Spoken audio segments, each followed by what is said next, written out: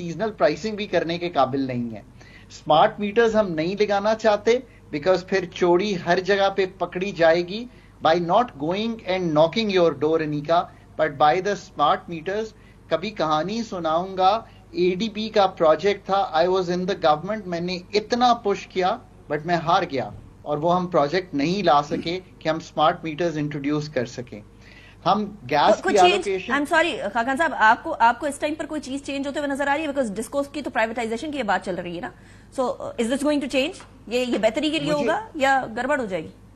मुझे ये लग रहा है कि हमारा जो, जैसे कहते हैं ना, our hand has been forced now, हमारे पास गुंजाइश ही नहीं है, तो हुकूमत इज ट्राइंग कि क्या किया जा सके।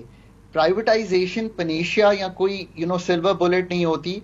रेगुलेटर्स को ठीक करना है, नेपरा और ओगरा को प्रॉपर टेक्निकल रेगुलेटर एक बनाना है। पॉलिसी आपने इनिशियली जिक्र किया, मैंने तो बहुत सी पॉलिसी, स्मार्ट मीटरिंग की पॉलिसी, पाकिस्तान की सब्सिडी पॉलिसी, पाकिस्तान की जो हमने कॉस्ट ऑफ सर्विस रिकवर करने की पॉलिसी, पाकिस्तान की जो सीजनल प्राइसिंग है उसकी पॉलिसीज, ये सारी पॉलिसीज तो बनने वाली हैं और ऑपरेशंस को सरकार को निकलना है इस काम से और ये काम देना है फिर आपने प्राइवेट सेक्टर को। ये 5 साल भी अगर शुरू करें ना अनीका, तो 5 साल लग जाएंगे करते करते। फिर सबसे बढ़ के जो मुआहदे हुए हैं आईपीपीज के साथ, आपका 2100 अरब का, शोएब ठीक कह रहे थे, इस वक्त सिर्फ जाएगा जो आपका कैपेसिटी पेमेंट है, एग्जैक्टली 2100 अरब। उसमें से बेशतर चंक, मैं मतलब आई डोंट वांट टू से द फिगर, 40% सीपैक माहिदों का है। अब आपको उनसे रीनिगोशिएट करना पड़ेगा, अदरवाइज बहुत ये जो बोझ है, अभी आपने पूछा जुलाई में किसी और ने नहीं, स्टेट रन मोनोपलीज गैस की भी और डिस्कोस की भी नेपरा और ओगरा के पास गई हैं और एक नया टैरिफ मांग रही हैं। सो बेस टैरिफ में तब्दीली आपको दिखाई देगी। ठीक है, फिर छोटी, if you give me 2 second, छोटी छोटी चीजें, हम परमानेंट डे लाइट सेविंग पे नहीं जा सकते कि हम घंटे की बिजली बचा लें। ये मैं इसलिए कहता हूं, एक weighted average cost of gas का, कि सारी गैस की एक कीमत हो पाकिस्तान में इनपुट का, लॉ बने हुए अरसा दराज हो गया है, इंप्लीमेंट नहीं कर पाते। अभी हुकूमत ने एक और कमेटी बनाई है। मैंने इसलिए इतना सीरियसली जुजियात में जाके ये टॉपिक आपसे डील किया है कि अगर ये नहीं करेंगे, it has the potential to stop our economic growth. It is already very heavy on the domestic sector, और जो हमारा एग्रीकल्चर सेक्टर है उसकी भी पैदावारी सलाहियत को खराब कर रहा है। एब्सोल्युटली। और अभी इस टाइम पर प्राइम मिनिस्टर शहबाज वो मौजूद है रियाद के अंदर to discuss economic situations as well, obviously world economic forum का। अजीब बात यह है शोएब साहब कि आईपीपीज की इन्वेस्टमेंट का पेबैक टाइम था 2 से 4 साल, और इस टाइम पर वो जो प्रॉफिट जनरेट कर चुके हैं वो 18 गुना है, और रिटर्न ऑन इक्विटी जो है वो तकरीबन 6 का। मैं I am reading this report and I am appalled कि हम जितनी रकम वो लगा चुके हैं उससे कई गुना उनको वापस कर चुके हैं, और अभी हमें और कई गुना करनी है क्योंकि हमने कमिटमेंट की हुई है। ऐसी सूरत हाल में एक जगह आप कह रहे हैं, आपका एक वो पॉलिटिकल नारा होता है, पीएमएलएन की हुकूमत ने जब आना था, पीएमएलएन ने जब हुकूमत बनानी थी, तो उससे पहले मैनिफेस्टो के अंदर उन्होंने बड़े वो दावे किए थे, हम सब्सिडी भी देंगे, हम बिजली भी की कीमतें भी कम करेंगे, और अब बिजली की कीमतें ज्यादा करने की बात आ रही है। मतलब सिर्फ बिजली की कीमत ज्यादा नहीं, ये इररिस्पॉन्सिबिलिटी भी है। जी बिल्कुल, वजह उसकी ये कि जैसे अभी खान नजीब साहब कह रहे थे, हमारे यहाँ जो एक्सपर्ट ही नहीं है, आपके यहाँ पीएचडीज ही नहीं है जो इन तमाम इश्यूज को जो ना रिजॉल्व करके तो हुकूमत कैसे डील करना चाह रही है शोएब साहब? मसला तो ये है कि अब हम बहुत सी चीज़ें हमारे हाथ से निकल भी गई हैं ना। अब चूंकि हम नए प्रोग्राम में जा रहे हैं आईएमएफ के, उनकी डिमांड्स फिर होंगी कि आप अपनी सब्सिडीज़ को जो ना सब्सिडीज़ को महदूद करें। जैसे हम उनको महदूद करेंगे तो फिर आपको जो है प्राइसेस बढ़ानी पड़ेगी। आपके लिए बेहतर तो ये कि रिकवरी भी करें। चले आप रिकवरी भी बेहतर कर लें तो ये जो कैपेसिटी चार्जेस हैं ये कहाँ से लाएंगे? ये 2028 तक तो वैसे ही हम इस वक्त जो पहला हमारा ख़त्म होगा आईपीपी वो 2025 में ख़त्म होगा, दूसरा जाके 28 में खत्म होगा, तो अभी तो चलने हैं ये। जब तक 2033 तक जाके खत्म कुछ होंगे आधे से ज्यादा, तो उस वक्त तक तो मुसलसल जो है ये 2000 अरब रुपए हर महीने हर साल हम दे रहे होंगे। तो वो जो रीनेगोशिएट करने की बात कर रहे हैं खाकान नजीब साहब, क्या हुकूमती हलकों के अंदर इस तरह की कोई बात हो रही है कि इन मुआहिदों को रीनेगोशिएट करना पड़ेगा, नहीं तो पाकिस्तान में जितनी भी फॉरेन डायरेक्ट इन्वेस्टमेंट आ जाए वो हमारा इलेक्ट्रिसिटी सेक्टर उसको नलिफाई करता चला जाएगा? یہ اتنا آسان نہیں. ہم نے ابھی تو ان سے نیگوشیٹ کیا 2021 کے اندر. 20 میں ہم نے کیا تھا آئی پی پیز کو, پھر جا کے وہ 6 آئی پی پیز جو ہیں وہ پھنس گئی تھیں, ان کو 21 میں جا کے فروری میں جا کے جو ہے ان سے معاملات طے ہوئے تھے. تو یہ اتنا آسان ہے نہیں. یہ تو جب ہم یہ معاہدے کر رہے ہوتے ہیں اس وقت جو ہے وہ ایکسپرٹ کی اوپینین ہونی چاہیے, ٹیکنوکریٹس کو بیٹھنا چاہیے, اور جو انڈسٹری کے ایکسپرٹ ہیں ان سے بھی تو پوچھا جائے نا جی بند کمروں کے اندر, اور جو ہے وہ کیا معاہدے ہو رہے ہیں. بعد میں پتہ چلتا ہے کہ تو اتنے مہنگے معاہدے ہو گئے, بعد میں پتہ چلتا ہے تو یہ آپ چلائیں نہ چلائیں آپ کو دینے ہی دینے.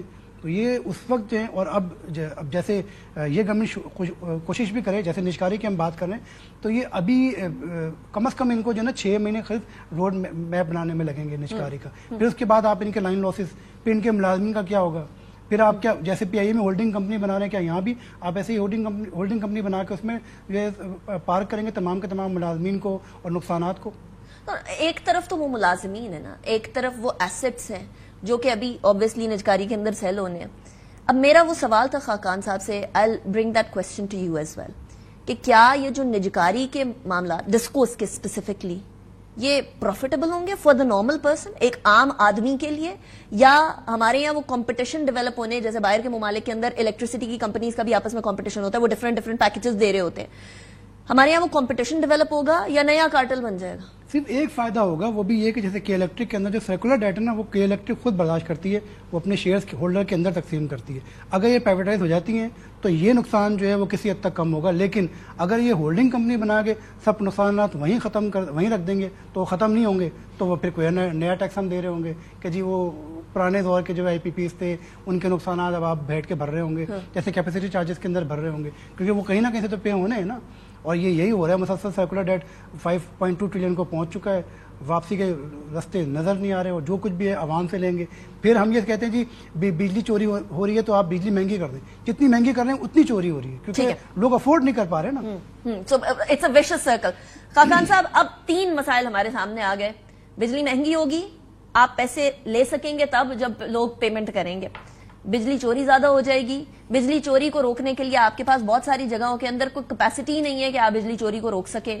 کئی جگہ پر باقاعدہ طور پر ملازمین انوالوڈ ہوتے ہیں, اور پھر وہ جو بجلی چوری ہوگی وہ آپ ان صارفین سے لیں گے جو کہ آلریڈی پیمنٹ کر رہے ہیں, جو کہ آپ کو بل بھر رہے ہیں, وہ ان کے اوپر اور لاد دیں گے. اور پھر آپ کہہ رہے ہیں کہ سولر پینل بھی نہیں لگانے, اس لیے کیونکہ آپ کو یونٹ ہی کم ملے گا جب آپ اس کی نیٹ میٹرنگ کریں گے. سو وہ والی چیز کہ ہم سولر انرجی کی طرف جا رہے ہیں, اور دوسری طرف یہ چیز کہ آپ بل زیادہ دے رہے ہیں اور فائدہ بھی کوئی نہیں ہوگا. How does this make sense? یہی تو وہ گورنمنٹ تھی. مجھے یاد ہے لاسٹ ٹائم جب پی ایم ایل این کی گورنمنٹ تھی, انہوں نے تو کہا تھا کہ ہم سولر انرجی کی طرف جائیں گے زیادہ. سولر انرجی کے لیے 600 میگا واٹ کے لیے ہم نے جب بڈ کی کہ پاکستان کو کوئی بڈ کرے, آپ حیران ہوں گی, there was not a single bid that came to Pakistan. So Pakistan کے انرجی سیکٹر کو, جیسے آج ہم نے گفتگو کی ہے, جب تک تشکیل نو نہیں کریں گے اور اس کی سرجری کے لیے جب تک سرجنز نہیں لائیں گے اور ایک ٹیم نہیں بٹھائیں گے جو انرجی سیکٹر کو پاور, گیس, پیٹرولیم اور واٹر کی مد میں نہ دیکھے, وہ ایک انرجی سورس سے دیکھیں. مثلا میں ایک مثال دیتا ہوں آپ کو, آپ کے اور میرے اور جو لوگ جو مراد یافتہ ہیں ان کے گھر میں گیس سب سے کم ایفیشنسی پہ سولر گیزرز, یہ جو گیزرز ہیں نارمل گیس گیزرز, اور ہمارے سٹووز میں برن ہوتی ہے. اگر اس کو برن کرنے کی بجائے آپ آج ہارڈ کال کریں اور آپ یہ ساری گیس پاور پروڈکشن کو دے دیں تو 12 روپے پر یونٹ کی بجلی بنتی ہے پاکستان میں.